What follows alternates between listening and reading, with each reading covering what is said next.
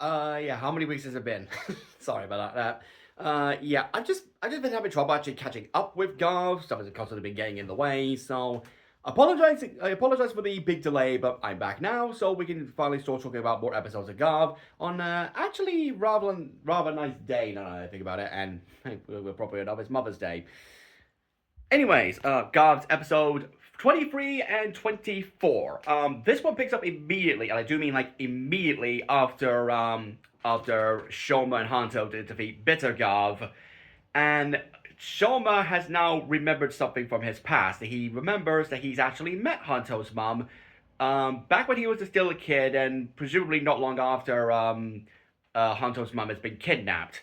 And basically, we came across each other when Showa was exploring the factory and he ended up lost. And Honto's mom actually managed to escape because apparently they used a very different method of of extracting their essence, extracting human essence to create the dark traits. She initially thinks that Showa is himself another kidnapped kid because oh, pardon me, because of him being there as well and looking for his mom. But of course, eventually they find some of the other trapped humans, and she ends up being captured and killed by the by oh god, I forgot his name.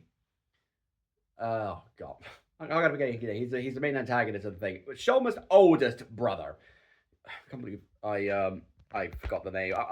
Longo, that's it. Longo. Like Longo basically has his minions uh drop Hanto's mom into this green liquid that basically dissolves her and extracts her essence to make the dark traits. Because it looks like this movie really takes the term soiling green as people literally.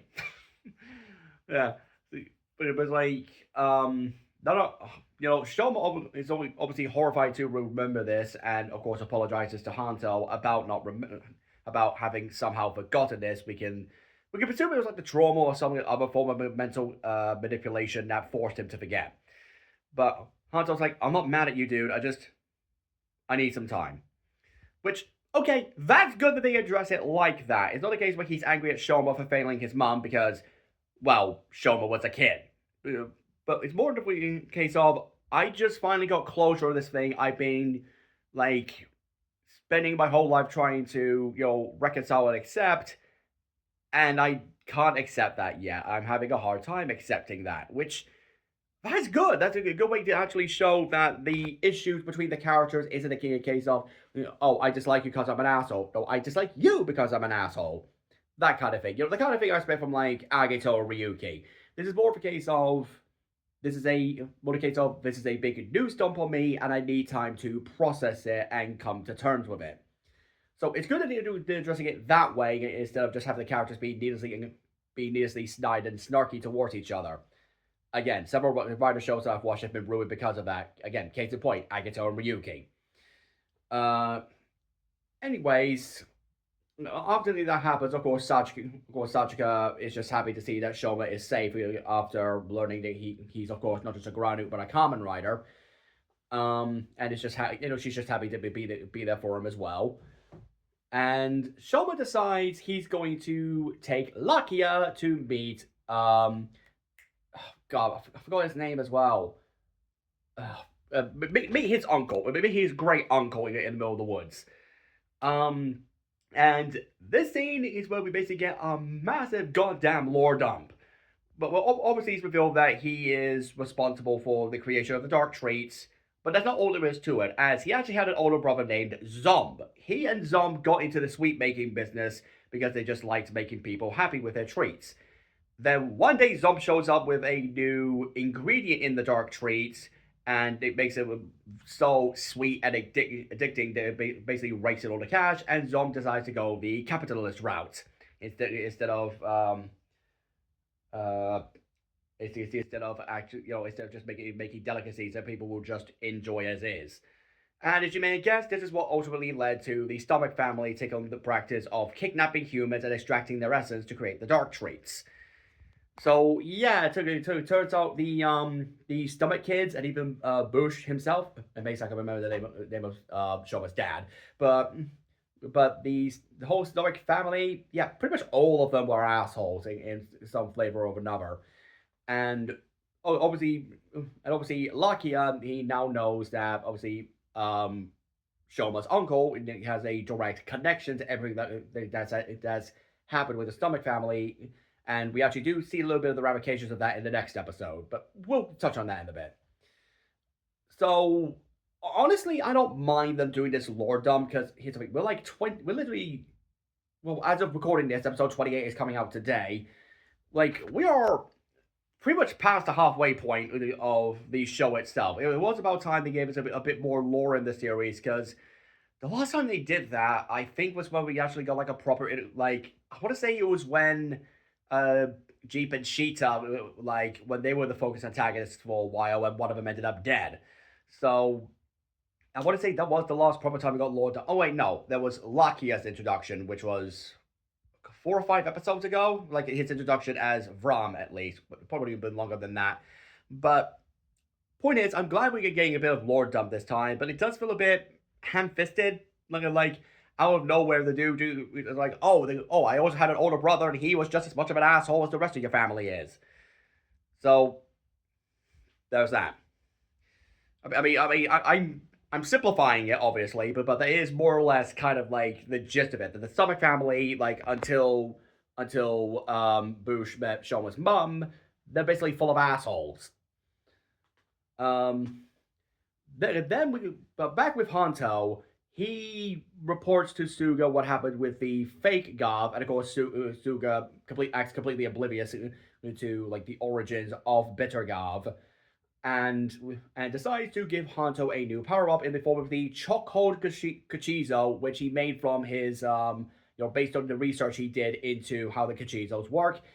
And I'm glad that they're acknowledging that Suga would, of course, do this because, excuse me, because he is like the kind of guy who would put all the research he has um into actually making his own weapons to provide to Hanzo in order to fight the Granuts, because that's pretty much his whole shtick.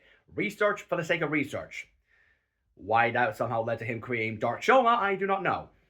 And yes, we also do see the ramifications of the chokehold Kachizo in the next episode, but again, we'll see about. Well, I'll explain more about that later. Anyways, meanwhile, another Dark Shaman has turned up because obviously Suga being Suga, he wouldn't just stop at one clone. Oh god, I just realizing it's turning into the Clone Saga at this point. um, and this Dark Shoma, okay, so the last Dark Shoma we faced, he was very, very cold, very brutal, very, I don't want to say nihilistic, but he definitely had more of a darker attitude. Whereas this Shoma, this Dark Shoma, I want to say he's basically more akin to an antagonistic version of the Collector from the Owl House. He just wants to play fun and games with the heroes, and this one is deliberately antagonistic this time. He is an actual villain in this instance because he treats everything like a game. Unfortunately, Shoma is still feeling weak after he's still feeling weak because of what's going on with his Gavv at the moment. Because obviously, I want to say it's like more so to do with his the I don't want to say drift, the divide between him and Hanto at the moment. Like the dynamic shift between the two is a bit iffy right now. Which yeah, I'm glad they're addressing that. That's the problem. That's the real issue at heart here, that they just can't seem to communicate right now. And it's because of that during this fight that Gavv is not being able to give it his all. But it's also during this fight where we also see more of Lakia's like but general disregard for human safety because, well, his target is the Granuts. Why would he care? With Shoma making it abundantly clear, hey, people's lives are just as important as is the mission of fighting the Granuts. That's why we're fighting the Granuts, to save humanity from them. And this inevitably leads to the chase scene between Gavv and Bitter Gavv, which transitions to the next episode. Yeah, the whole plot happens in episode. Oh wait, no, I do remember this one thing. There was a friend of Hanto's who he's just reconnected recently called Kataro, I think his name. And basically, Kataro, according to what he is, he's a dick. He's largely irresponsible, constantly losing jobs, and kind of has to like rely on Hanto for money. And he basically sells out Hanto to a trap to a Granute to basically trap him just so he can make some cash. He says, "Oh, it's nothing personal. I just needed the money," which yeah, dick move, dude. Dick move.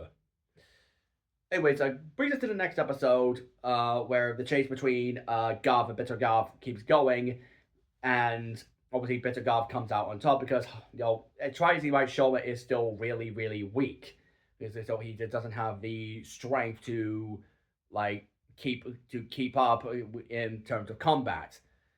We even see this like later on in another fight that they have where Bittergov actually chinks off a physical part of Gav's armor, which I'm glad they remember that Gav's armor actually does take damage and breaks off. Uh, and as I mentioned before, Hanto he ends up getting stuck in a trap set up by his friend and the Granute, who of course decides to turn Kotaro into a plaque anyway, because well, most Granutes that we've seen so far are kind of assholes. It's not just a thing with the Granute world. Like everyone's an asshole, even to an extent. Like Lakia, he's kind of an asshole as well. I mean, he's an asshole for a reason, but he's still you know what I mean. Um, but it's during this that the chokehold Gachizo that Suga gave to Hanto, it basically wakes itself up and is able to free Hanto of the ink that's covering him. Apparently, the ink just like makes him super heavy. It makes him stop him from moving, which pretty sure that's not how squid ink works, but whatever. Um, and he transforms into his chokehold form, and the chokehold form is basically like a darker, like a palette wise, just a darker version of the standard Valen suit, just with a bit of like extra segmenting in the eyes. Because for the longest while, the eyes have just been standard like chocolate bars. And of course, with the power boost, he's able to kick the monster's ass. But we do see afterwards that the Choco Cachizo seems to have a mind of its own with how its eyes glow purple once Hanto starts having antagonistic thoughts. So it's probably be easy to see that Suga is basically just using Hanto as a means for more research. What the research is leading to, well, we kind of already knew that it's going to be Kamen Rider Bake, but we can tell that he's basically doing it for selfish, non-altruistic reasons.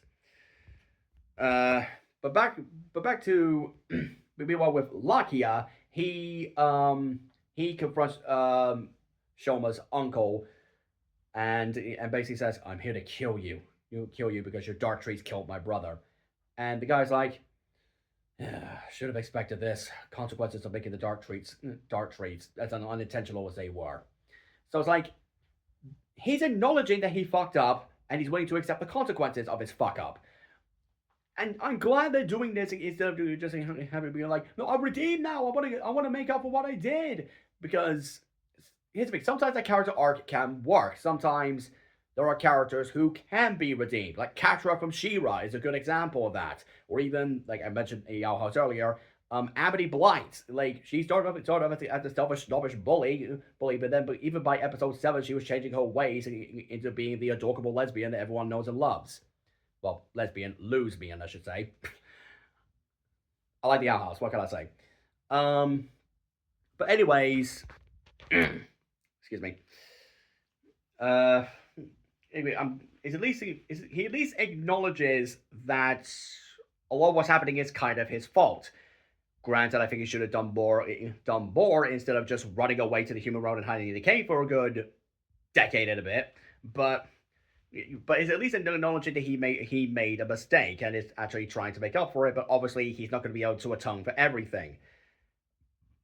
Oh, excuse me. And it is because of that Lucky's like, got it, forget it. So it's like there is still a little bit in him, like not forgiveness, but it's being like, well, if you're just gonna stand there and take it, why even bother taking revenge on you? Especially since you're not the full cause. There was more to it that there's more to the whole situation that led to the death of Lakia's brother. Um, but before he goes, the guy does give Lakia a phone with which to stay in communication with him.